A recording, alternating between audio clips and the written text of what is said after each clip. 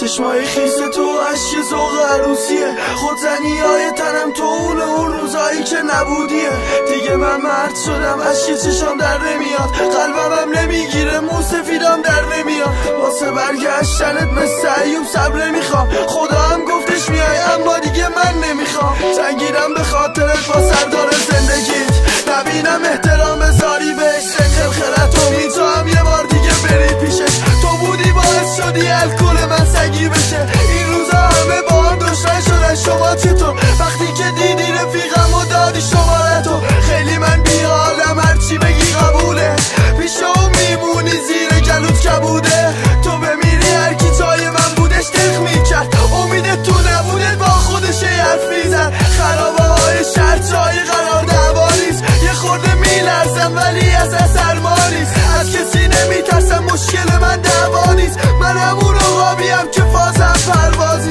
پشت صورتهای شاد مخفی شد در دامون، اون همه قول دادی پس چی شده شرفامون؟ میبینی لاغر شدم، دست و پام نمیکشه، خدایا خودت قاسی عشقم با هم غریب بشه.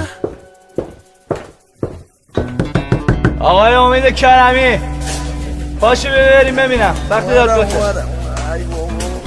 پاشو جمع کن خودتو. این شد ببینم میتونی کاری کنی به ما اضافه بخوری یا نه. یه چی تو امیدی؟ بذار برم ببینمش. چیو ببینی؟ این فیلم هندیه، پاشو بابا جمع کن بریم. یه سرباز صفرم واسه ما شاخ شده.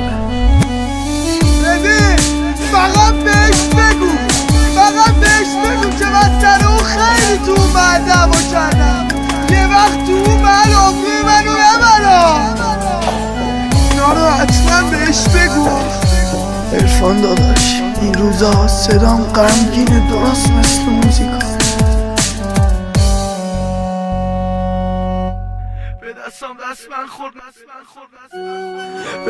دست من خورد، من راهی زندانم، به من کل نرسید خماریشو پس دادم. با سرباز بس میکنم نمیذاره ببینمت، وقتی که آزاد شدم بیا یه بار ببوسمت. آخه من دورت بگردم، دور زدم بلد بودی، وقتی که جون میدادم تو راهی سفر بودی. سر تو داد میزدم ولی بازم میخندیدی، واسم مخده شده بود تو ست دارم بهم بگی. تکل بیابونم ناز و عدا تو عشقه، قربونت چشات برم لحن صدا تو عشقه. انقدر فوش نده دورت بگردم زشه، من که گفتم عمرتو نذار پای من حیفه. مسیراسی نیاورد آوارگی شد کارم، خیلی بد مست کردم الان یکم بیحالم. ناراحت نیستم من از رفیقات میذارم، تو خیابونم که خراب شده شامارم. انقدر داد زدم فوش کشیدم گلوم داره پاره میشه، انقدر میرم بالا تا که بشم خارجشه. در آرزو مینه آرزوام خاطرشه، چشمام ضعیف شده دست و پام نمیکشه. خیلی من کمر شدم مخم دیگه نمیکشه، به قاضی گفتم من بذار برم عشقم داره عروس میشه. قاضی هم گفتش که دوباد منم سرباز ببر، وقتش دیگه تموم شدش. خب آقای کرمی چند تا خط رو بدنت داری؟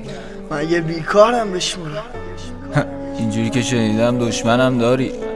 مگه میشه یه مرد دشمن نشه باشه؟ همونقدر که رفیق دارم همونقدر هم دشمن دارم.